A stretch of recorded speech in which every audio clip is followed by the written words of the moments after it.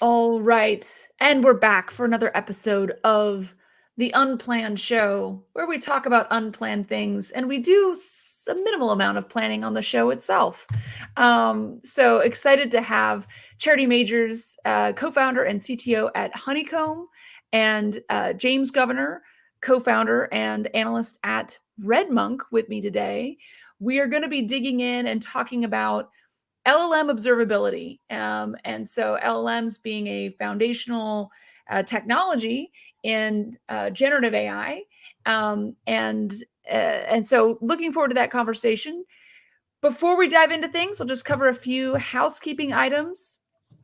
Um, Next week, we'll be back with Jamie Vernon talking about building a culture of automation, something he's talked about before, and I have loved referencing and referring back to that many times.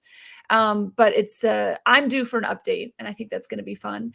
And then in a couple further weeks, I have Jeff Susna lined up to talk about platform engineering. He had some great hot takes on LinkedIn a couple weeks ago that just seemed like a fun thing to dig into.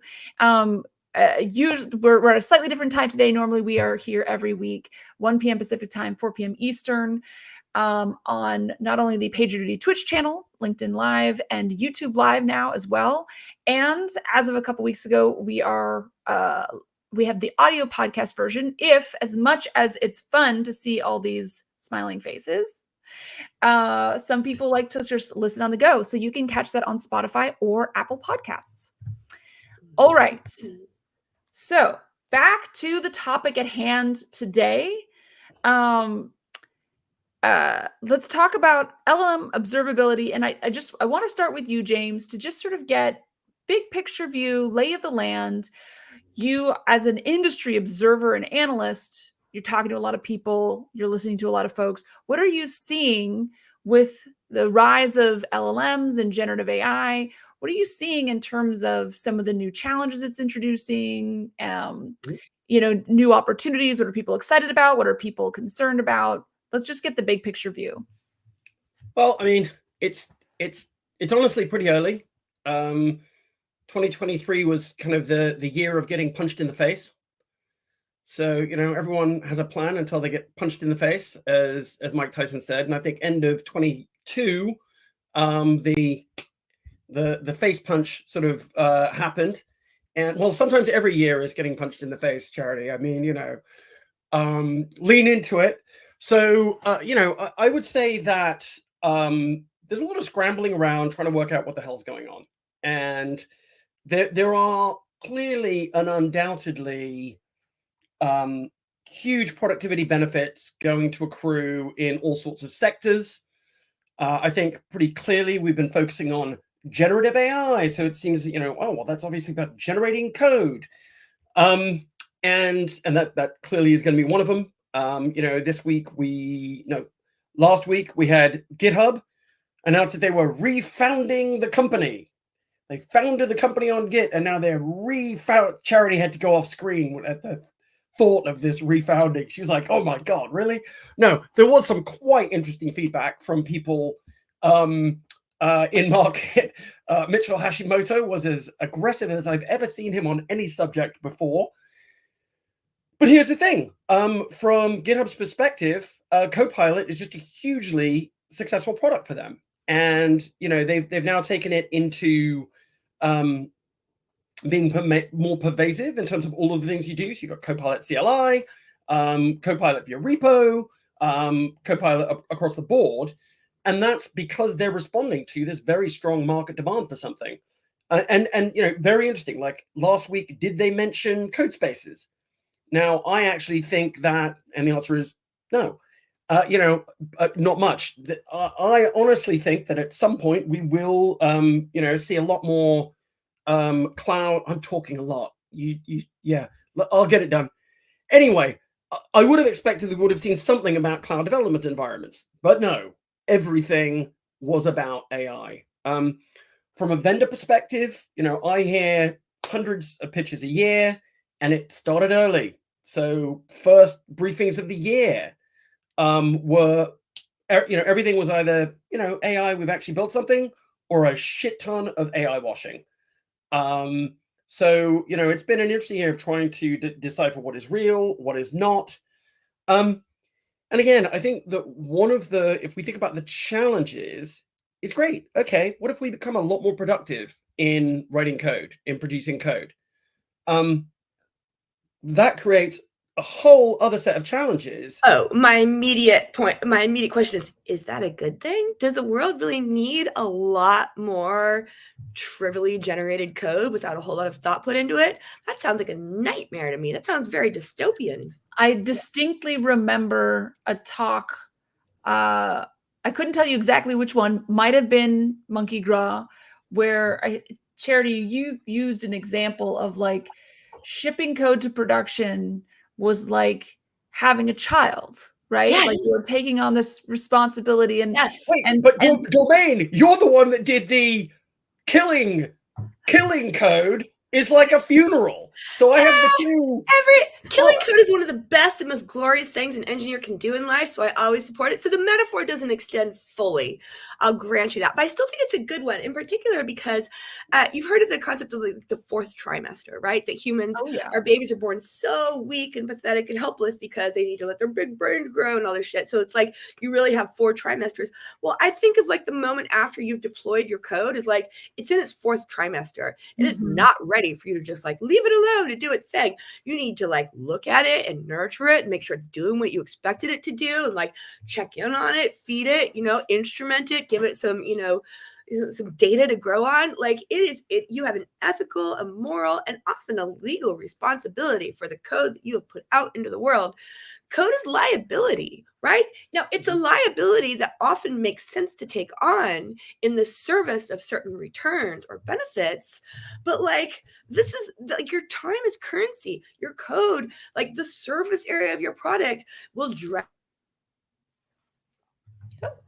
you maintain. They're not even cheap. I think the last thing we need is more code in the world. Right. I love that the concept of the 4th trimester for code. I want to come back to that. But I want to. Do you remember the 5th and 6th trimesters? Well, I mean, then there's thinking about like, the 4th trimester it's such a visceral concept of, the newborn stage when, the needs are super high. And there's a reason why you go back, most of the time of, humanity's existence, infant mortality rates were really high. And a lot of them were in that 4th trimester period. But also to your point, it's like there are junctures along the way, your kids entering their teens. Oh boy, think about like what's the code equivalent of like the kid going into middle school. Oh my God, we had an amazing one. We had an amazing one today. I got a press release from SAP and it said ABAP, which was like the programming language, was the core of all of the, all of the platform. ABAP became 40 years old, right? And I think that's very reasonable. That's quite young. That is a good time. But enough, it also said that it runs. Wow, I love it. I can make my finger completely different here with this blurring. That's quite weird. That it runs 75% of the world's business transactions. And again, it's like of the business transactions in SAP, because I think the mainframe folks would say they run 75% of the world's transactions. I was talking to this great group of folks a couple of weeks ago from a bank, and they were telling me about how they're like right now in the process of recompiling some 35, 40-year-old C++ binaries from Solaris to Linux for the first time.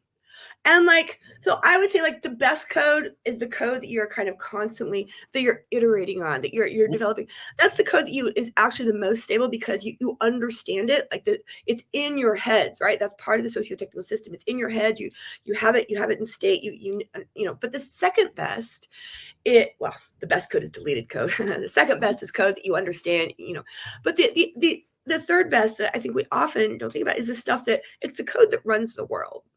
And it's stable in the sense that, for the most part, everything they can break is broken. It's not as complicated because it was built in a much simpler time. So you can kind of constrain its blast radius.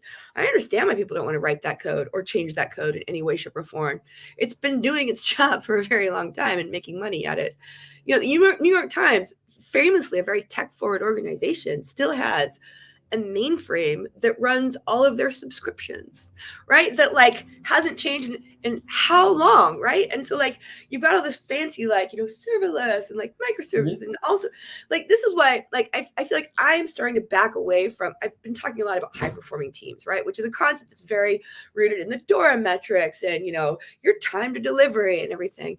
But there are so many engineers out there who are amazing engineers who they're not lesser, they're not less high performing, but they are subject to additional bullshit. They're subject to a lot of additional bullshit, comes in the form of often having to manage multiple generations of architectures. And this is something that I think in Silicon Valley, we kind of brush over. We kind of forget the existence of these people often because most of the companies that we tend to work at are less than 15 or 20 years old, right? And so it's possible to have one or maybe two architectures, but that's not actually the reality of most of the places that run software in this world.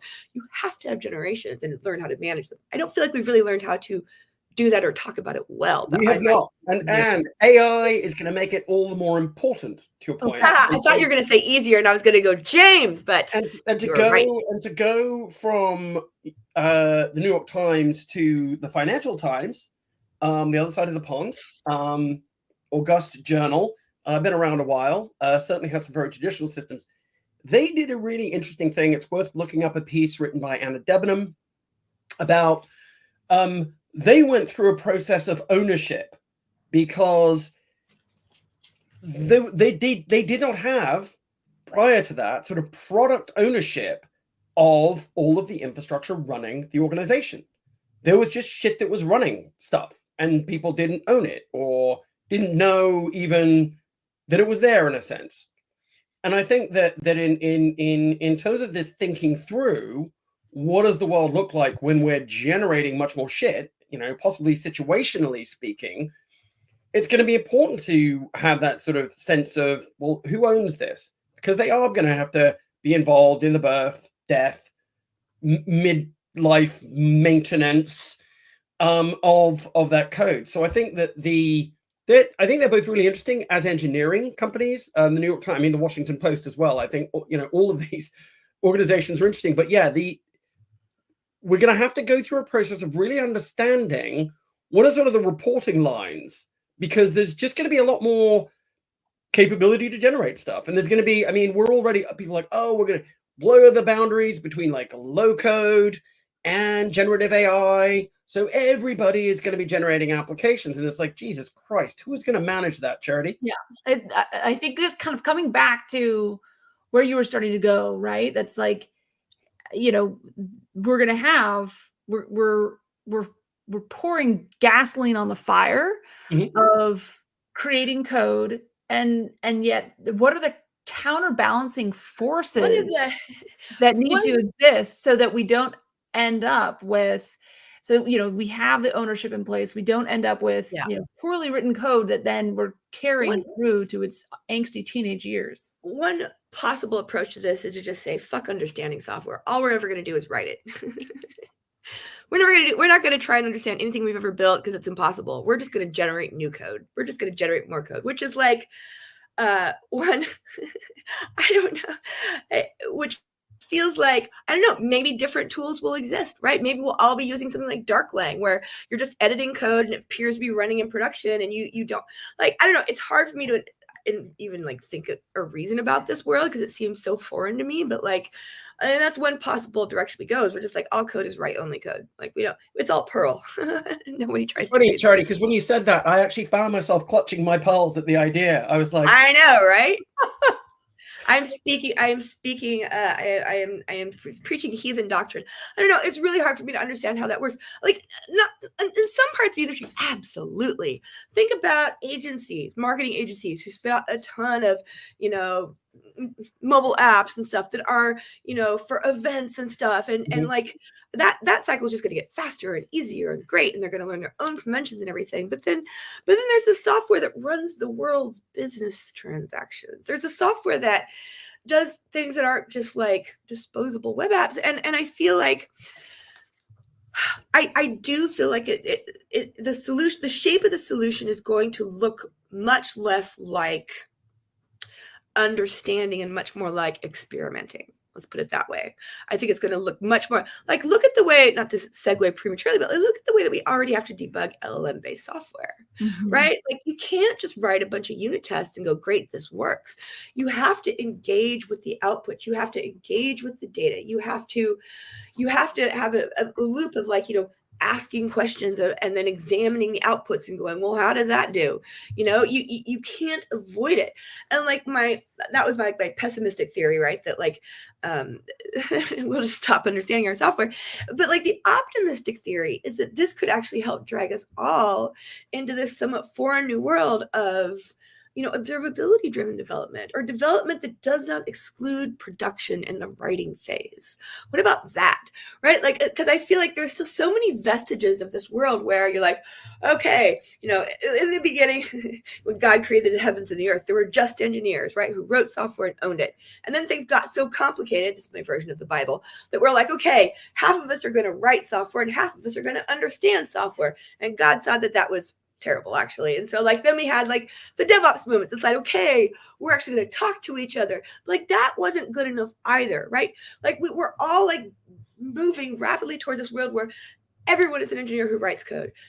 Everyone understands and owns the code that they have in production, whether you're on the infrastructure side or the product side. And the reason we're doing this is you know, we're doing kicking and screaming like we do everything else, but the reason we're doing it is because you can't not. Like systems are getting to be so complex that you can't just operate them as black boxes. You have to be able to look and understand and modify the code in order to operate them and scale them.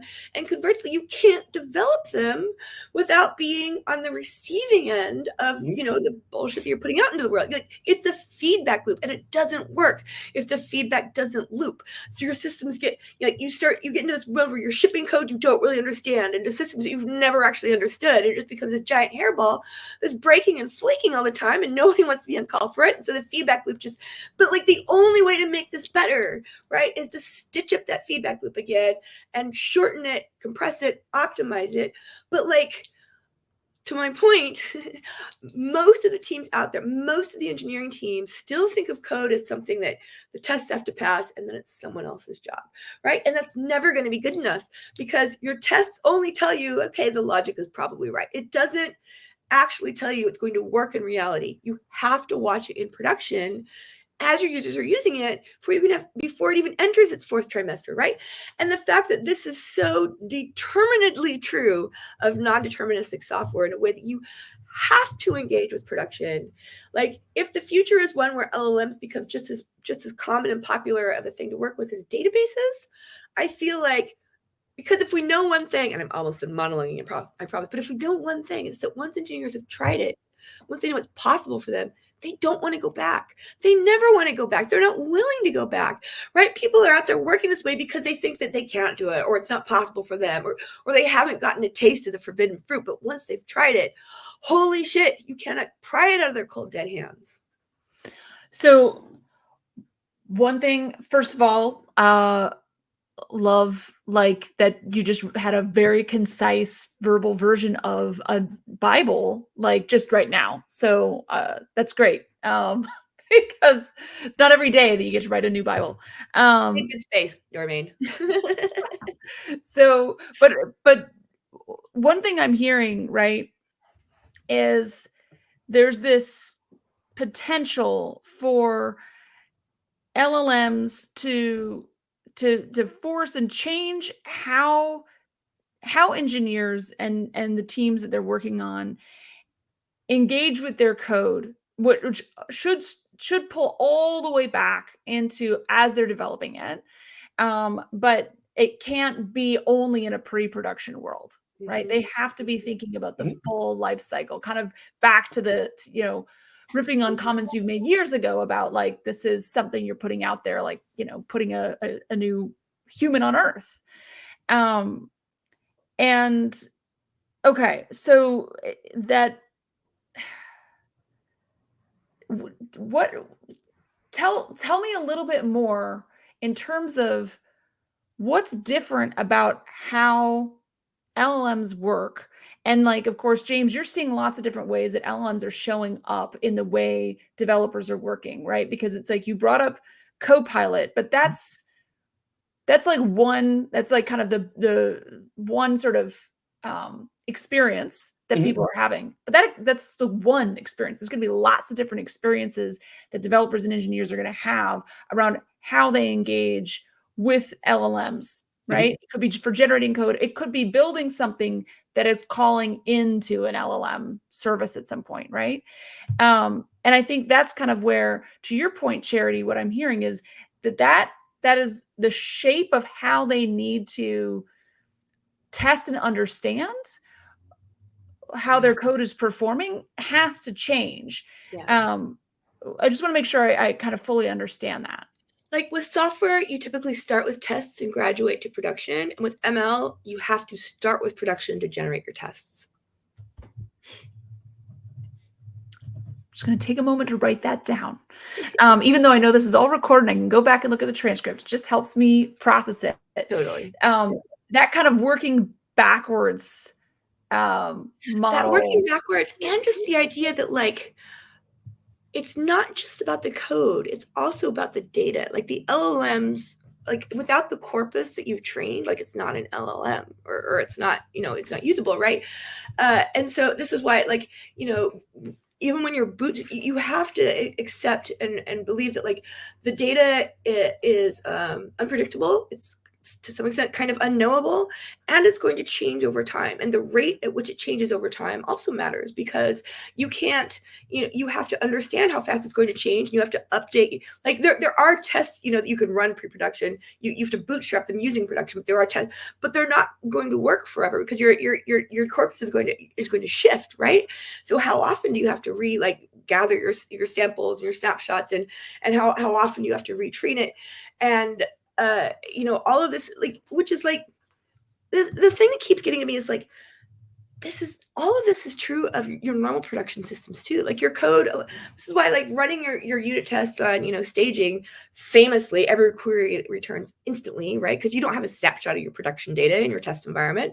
Then you deploy it to production and oh shit, there's not an index. Or oh shit, there's actually there's like 50 gazillion petabytes of this data and it takes a day to run, And so like, and even like the existence of the users themselves is a real thing that your code has to, there's concurrency, there's there's parallelism, there's blocking calls, there's like external sites, there's third-party software, there's other platforms, there's other services. All of these things are things that your software, we just abstract them away from software engineers, but they're still real, and they're becoming realer and more relevant to your development all the time, which is why I feel like incorporating production into your development process, it's like picking up a rock. There's so much stuff that proceeds from this, right? There's okay, you need to be able to deploy small changes constantly without while also letting marketing have the release dates, right? So you need to use feature flags to separate production from to celebrate, to blah blah blah, to separate deploys from production, like James's other favorite topic, progressive deployments. All of these things, they're not prerequisites, but they all reinforce and complement each other. And it really is an entirely different way of working with your software, which is why it's very challenging to make that leap. Maybe it's time to remake your t-shirt and say test in prod or live a lie and spell it L-A-I. Yeah, there you go. That's the t-shirt. James, you are a motherfucking genius. You gotta live a lie, right? So the sun will not set before I have that order on Bonfire. Okay, I need one of those t-shirts. I love that t-shirt. I've got the purple one. I got the black one. Test in prod or live a lie. And the t-shirt, it was a great first album, and now there's going to be a second album. That's and I've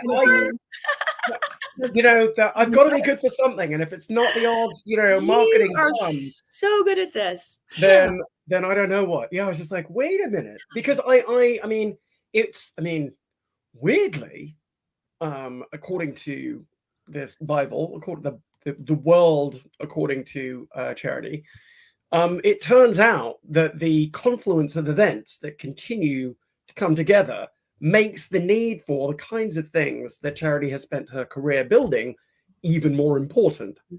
And yeah, it is pretty clear that there will be more chaos.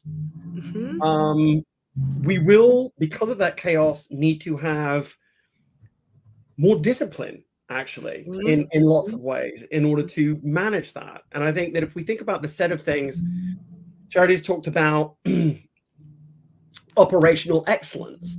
It's going to be really hard for organizations to generate a bunch of shitty code and not deal with that from an operational excellence perspective.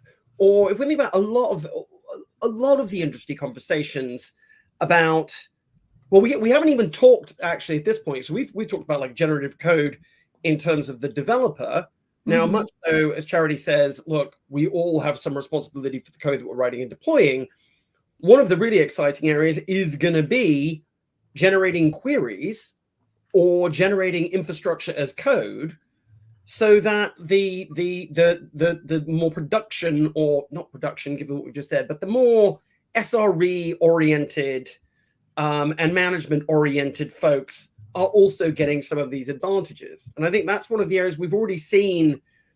Honeycomb, definitely one of them. They put out a product, but I've seen actually some very interesting work from a few vendors that are in management that are now actually I'm certainly seeing less AI washing at this end of the year. I mean, I saw a really good demo from Elastic recently, where they're certainly thinking about generating some code. What does that mean? What does that look like? What are the problems and issues there? But yeah, I mean, in this arms race of generating more shit, we're going to need more tools and better tooling and better processes in order to accommodate that. Yeah. And then there was something else that I've referred to that as like the squeezing the balloon problem, right? It's just like, you're trying to push more through. You're going to have a lot more, in production then that is like, those are more, that's the gasoline on the fire. If you don't have that operational excellence, if you don't have the means to understand and respond to what's going on, it's going to exacerbate a lot of those weaknesses organizationally and technically. I want to come back to something that you were talking about, Charity, that I thought was a really interesting point. That's really about the difference between, I think, the way that we've often thought about data, particularly that structured data, right? Where data getting written into a lot of structured database, you've already decided what it is and what it's going to represent, right?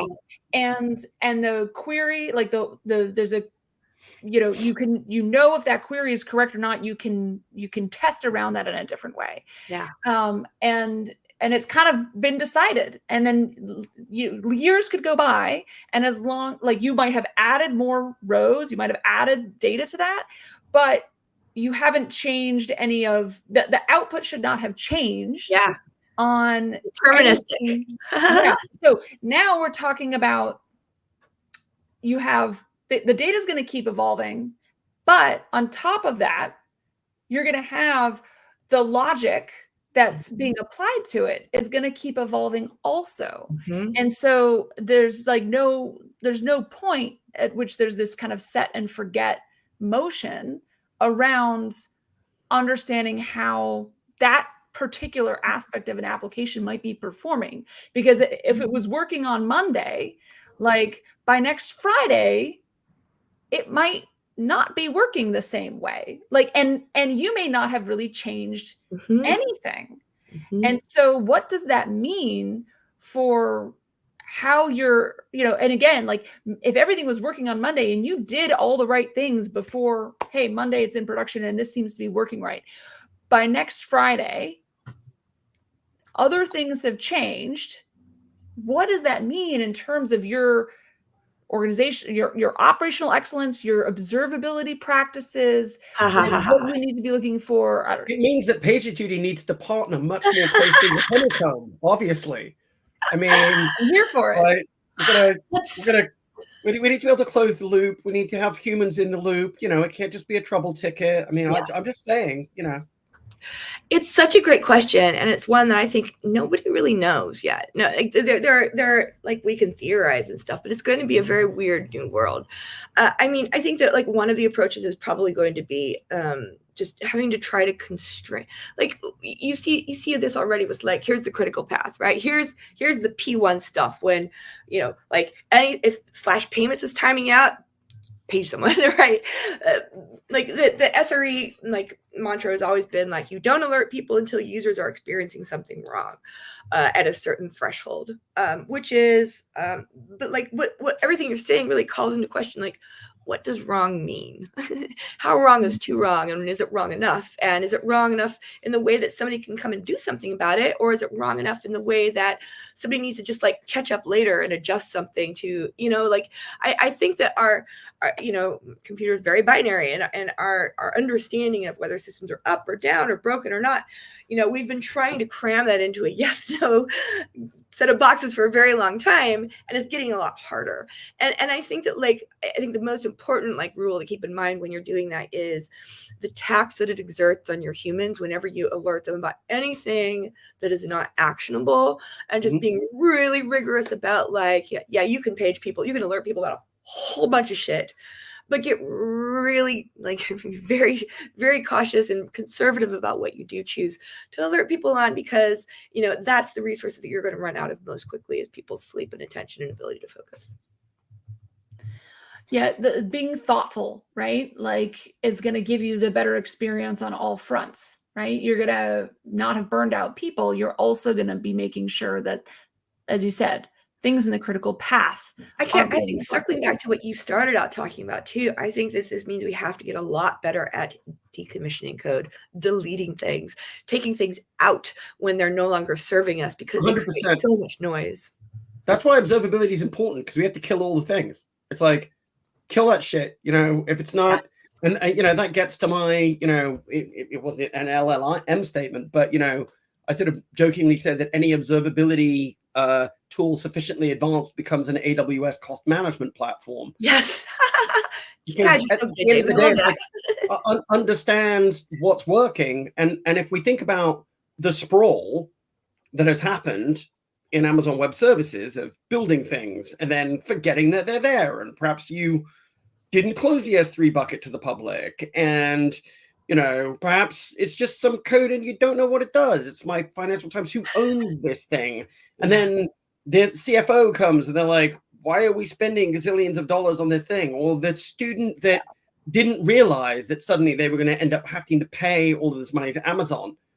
All of this stuff is like that Amazon problem, but then 10x or more, because there's just going to be so much stuff. Turning stuff off, I think, is absolutely, if people always talk about like day two. Day two is it's done. Kill that shit and let's move on. The world of, oh, we built it, so now not everything is going to be 40 years old. Not everything is going to be. So I think that set of disciplines about really understanding the services that underpin the products that you have in market, absolutely. A big part of this will be understanding that, what? Decommission that. We need to turn that off. That is done. That's done. What I'm hearing is kind of in this post LLM age, or whatever you want to call it, there's like a new function almost that's like the code reaper. The code reaper, right? That's like, I want that job. Yeah, I mean, something I used to tweet out a lot was something like, senior engineers write code, some engineers like write features, principal engineers kill features, or something like that. I love the code reaper. But and it's like, if we could make everybody like a code reaper, right? As like, hey, part of their job is they're doing both. Yeah, that might be great. But until that day comes, do we have a person or a team that is their job to go through, particularly as more is getting pumped out from LLMs, their job is to kind of come back and understand, like, what is serving the business? I really don't like the idea of separating the building from the understanding. Like that's such a natural like seam to cut. Be like, oh, this is too hard. Let's make that someone else's job. But I feel like that's like the original sin that led us to this state of messiness. And like those feet, I really feel like the job of senior leadership, whether engineers or managers, is to think about their teams like a feedback loop, right? Your code review is a feedback loop. Your delivery pipeline is a feedback loop. And the way that you make teams more effective is by tightening those feedback loops, not by allowing them to get split up. And Well, I so think that which doesn't mean that you can't have specialists, right? But it can't, but like think of the evolution that QA has been on, right? It used to be, okay, software engineers write their shit, QA tests it, right? And we all realize that's a bad idea, right? Because it breaks up the feedback loop. So now we have software engineers who write their tests, but there are also specialists in QA who do like real, so like maybe what you're suggesting is like, sort of a generated AI code specialists who come around and who like run a lot of like statistics and like static analysis and like, and just sort of like provide tooling and verification to help engineers understand their code better. Yeah. So I think on that note, it's quite interesting just this like the observability question going into the code reaper question. So Corey Quinn is quite an ebullient and loud person and says a lot of things. He makes me seem shy, and I love him. But I thought that Mike Julian, who is his partner at the Duckbill Group, had a really interesting thread the other day where he was saying that like the entire sin of this FinOps movement was that it didn't include engineering. So if we think about what the Duckbill Group is about and sort of what Corey's about, like, yeah, there are a set of things that you should obviously do. Turn shit off when you leave the room. It's like me as just a human, I go and shout at my kids. I'm like, why are all the lights on upstairs? And I go upstairs. You wouldn't be a parent if you didn't have. And I turn those lights off, and I'm like, what are you doing?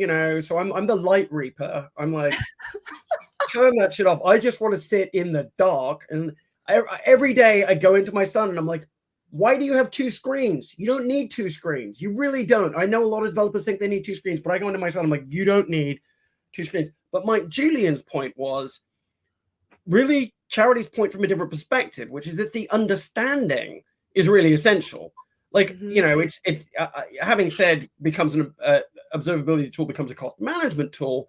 That is true, but the people using it should understand the system. So like Corey Quinn, he is able to give a level of advice, which is based on understanding the system.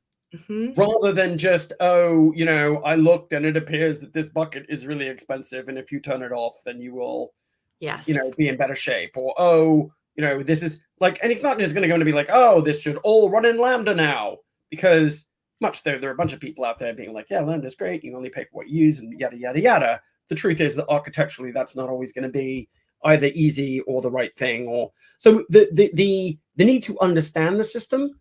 I think that's.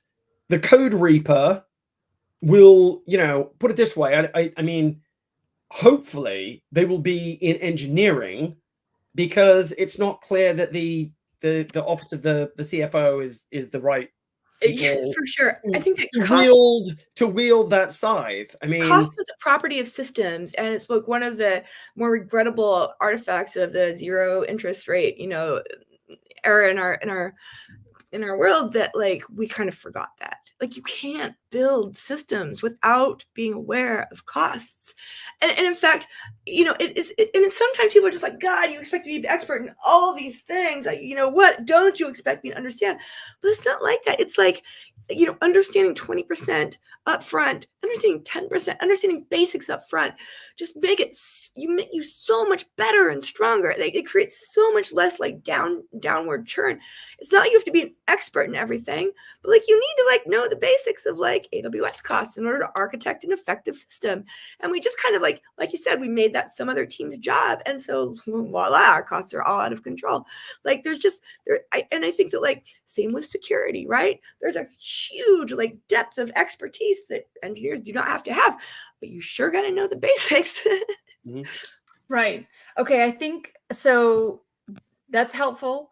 Coming around, everyone's got to be a code reaper, right? At some level, like that responsibility is shared. There may be sort of supporting teams and processes that help provide, hey, here's the way that, here's something that can help engineers understand their code, help them understand it better so that they can make that decision. I like the idea of like generating tooling or something to just like, maybe this already exists, I don't know, like to just like survey, and be like, what are the areas of this code base that are not used, right? Not hit by users, not edited, right? That's just dead code. That is dead weight, right? And like analysis to help people like understand which features, they are economically like not worth their weight, right? Or something like that. Like it feels like we this is like a missing limb. Like we just don't even have the language to talk about what is the least performant, least useful code that we have. I don't know. Maybe it's not the Grim Reaper. Maybe it's the Happy Pruner. Yeah. We're building it's a sort of a living system, and we need to get out there with our pruning shears. Well, Teenage Goth Domain still votes for I'm with you, Domain. Yeah. No, I know. Adult, parent sensitive Domain says maybe you're right, James. So okay, this is, and I keep thinking about also the idea of like, hey, if this is, how do we make this a practice? To your point, Charity, like this is like a limb that we don't have, right? We don't have ceremonies around it. We don't celebrate it. And therefore it's not something that we build up as a muscle in our organizations with our engineers, is along the whole spectrum of things.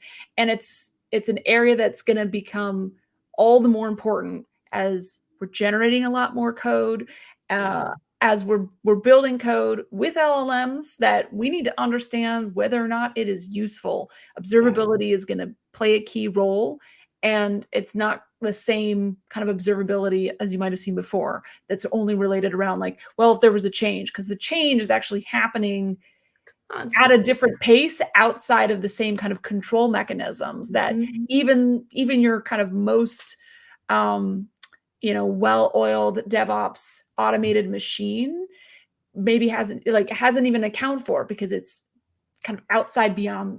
There's a huge cultural component to this too. Like everybody knows the way to get promoted to staff engineer to ship something big. The whole concept of our job ladders, this is something we wrote a blog post about a while ago because we really hate it. The whole concept of job ladders is like, your scope of influence should increase as you, like, it should be like industry-wide influence, org-wide influence, like company-wide influence, like, which means that the shit that you build is supposed to like span, but like, isn't one of the most powerful things our senior engineers can do for us is reduce scope, right size scope? Like the best engineers I went to work with are the ones who go, that's too complicated. Do this or start here, right? But everything about our job letters incentivizes people to go build more grand things. So like we axed that. We made like right sizing scope what we count on our senior engineers for, because we went, like, to your point, like we need to incentivize our senior engineers to be thinking about, what do we cut? How do we keep this manageable? How do we scope this down to the minimum viable thing? What about our surface area? Like, yeah, it's everywhere. I love this. This is so great. Yeah, awesome. And we're just, as we're coming up on time, final thoughts, James, parting words for us today. I mean, you've already had some amazing t-shirt ideas. So, well, I mean, there you go. Go to Honeycomb and register and ask for one of those t-shirts. Yeah, I mean, it's an exciting time. As a sort of, as a now sort of gray-bearded, person. I think that, when this wave hit, it's like, God, maybe I should just sell my last idea try and see how long I can get with that, Do I really have to take on this revolution? Is this really my job? Do I have the energy for this? But I do when I have to. And Redmonk has always been, we rely on you to tell us when things are full of shit, James. What will we do some, with some of that too? But so for me, I've got a lot to learn. It's super exciting. I know there are people out there, oh no, does that mean I don't have a job? I think provided we learn some new skills, there's plenty of shit to be done. And so yeah, it's just a super exciting time, and especially as it becomes more. In answer to your question initially, Jermaine, look, it's still, we have not yet established the disciplines that are fully going to be required. There are going to be screw ups. It is going to be painful, but it's also exciting. And as I say, my job is to like understand all of the shit, and I'm here for it. So I don't know. That was a terrible. Not any kind of call to action other than to say I'm excited. I love like change and technology and like human potential, for all of the bad stuff. And this is as big a wave as I've ever seen in my career. And yeah, let's do it. Yeah. And some great reminders also for folks, right? It's like, where are we right now? We don't have all the disciplines we need, and there will be mistakes. I think those are great reminders for folks, because it's like, when they're going to happen, you can look out for them, right? And hope to learn from them. Charity, I saw the eye roll. I'm just like, oh my God, James, you're so like positive. It makes me a little sick sometimes. What I'm seeing right now is just that, like, yes, all this stuff is true. Like, there's a lot of froth, a lot of hype. There's a lot of dollars that are just like, where can I go? Spend me on something. Oh, it has AI on it. Cool. Put it there. Like, I don't think it's not that. By the way, Charity, that stuff does keep me in a job. So, like, sure. As you say, I could call bullshit on stuff, but without the bullshit, I would have very little to do. Fair. That's fair. I think what galls me right now is the number of times I'm like, I just see people somebody said something on Twitter. I was uncharacteristically reading it the other day, and somebody said something about how like usually what to solve a problem, you want to like, you should try the easy thing first. And there's a lot of people out there who are just like, problem, cool, can we put AI on it? And it's like, oh my God, that feels just so backwards to me. Like, can you solve it with a simple thing first? Does it need AI? Like, I think it was Liz, actually. Maybe it was on LinkedIn. I don't know. But like, that just like bothers me from the depths of my soul. But I think you're right. There is something interesting here, and I am here to grumble about it. I'm not going to say I'm like happy about it, because it's just more liability. But is AI the new Kubernetes, the thing that like a lot of people don't actually need, or like big data? Way worse than Whoa! That's like 12 more podcasts. Oh, that's another episode. In our next episode. Yeah. But this has been great, Dormain. Thank you so much. Thank you so much. This has been great. I really liked a lot of the places where we took this conversation. I will be marking it for explicit content, given some of the S-bombs and F-bombs. I mean, you did invite us. And that's okay. I came with it stamped on my forehead. Explicit content. Explicit content. I look forward to actually getting to toggle that button, because I'm like, I haven't had to yet. So now's my chance. It can even be, test in portal, live a lie, explicit content. Content here. Yes. All right. Thank you so much, Charity. Thank you so much, James. Thank you, folks, for tuning in, and join us back here again next week on the Unplanned Show.